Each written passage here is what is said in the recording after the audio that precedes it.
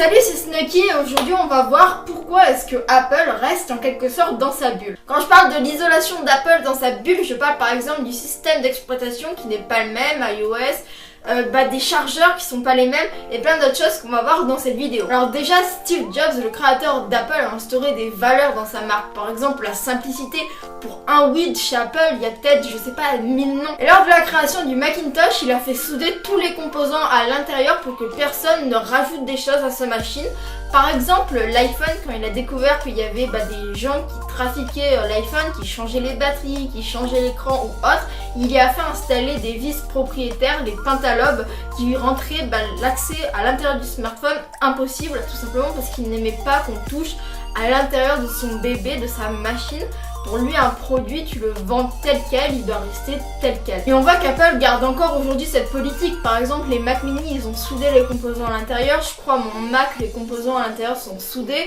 L'iPhone, on a toujours les vis propriétaires, mais je pense qu'avec l'iPhone 8, et c'est fort probable qu'ils soudent les composants parce qu'ils veulent pas qu'on ouvre leur machine. Et c'est pour ça que les OS de la pomme en fait sont fermés. Autre que c'est un confort pour l'utilisateur, c'est surtout pour la sécurité. Si Android n'est pas très safe, ou en tout cas qu'il est loin derrière Apple, c'est tout simplement parce que le code est ouvert et accessible à tout le monde.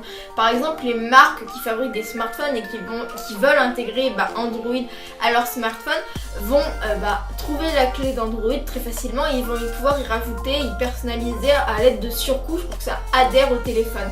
Alors que Apple a fait iOS pour l'iPhone. Il est fait pour l'iPhone, c'est un OS qui fonctionne parfaitement avec les capacités de l'iPhone. Donc que l'OS soit fermé, c'est une question de sécurité, une nouvelle expérience, c'est quelque chose d'agréable pour l'utilisateur, c'est surtout une question de sécurité. Maintenant, parlons des chargeurs. Moi je comprends pas Apple, pourquoi c'est du Lightning sur les iPhones et c'est pas les mêmes sur un Mac, pourquoi c'est de l'USB-C? Alors moi, la réflexion que j'ai dessus, c'est que l'iPhone, l'iPad, l'Apple Remote, la Magic Mouse et d'autres appareils Apple qui se chargent avec du Lightning sont des objets personnels. Alors que le Mac, tu as le côté pro, tu vois, c'est un ordinateur pur et dur. Entre collègues, les documents privés des clients, tu vas te les faire passer par du physique et non pas par mail. Et c'est là qu'on voit que l'USB type C ou l'USB tout simplement a toute son importance sur un Mac ou même sur un ordinateur professionnel. Et donc Apple fait le choix de l'USB type C parce que c'est plus rapide et parce que c'est l'avenir.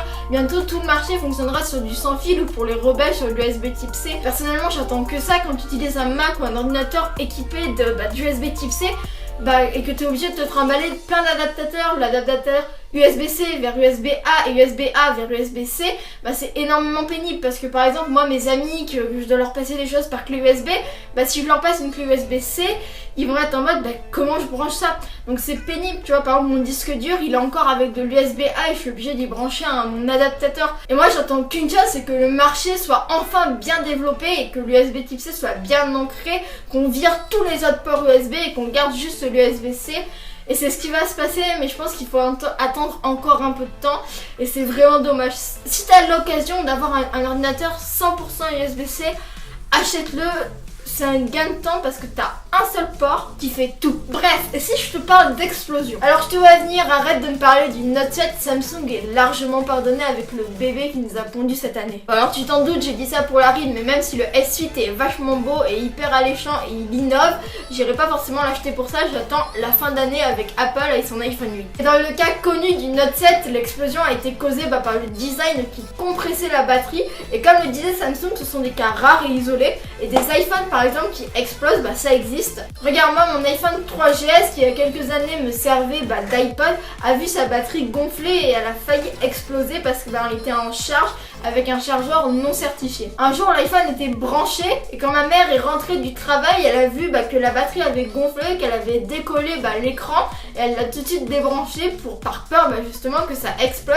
Et quelques heures plus tard, je pense que si elle n'avait pas fait ça, l'iPhone aurait justement explosé. Et donc tout ça à cause d'un chargeur qui n'était pas certifié parce que les chargeurs non certifiés peuvent endommager ton appareil. Chez Apple, de toute manière, tu as deux solutions. Soit la première, tu as le câble officiel d'Apple où tu achètes tes câbles officiellement directement chez Apple, soit tu as un câble certifié, mais comme Apple va renforcer de plus en plus sa sécurité, bah, du jour au lendemain il peut se mettre à ne plus marcher ou en fonction du côté dans lequel tu le branches, bah, ça va fonctionner ou non.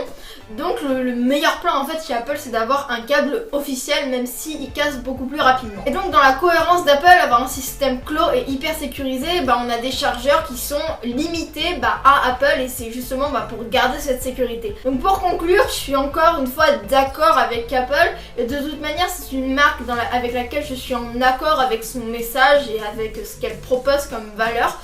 C'est normal qu'il soit aussi fermé quand on voit la sécurité qu'on bénéficie chez Apple. En tout cas, merci d'avoir visionné, j'espère que tu as aimé et que tu reviendras plus tard voir de nouvelles vidéos.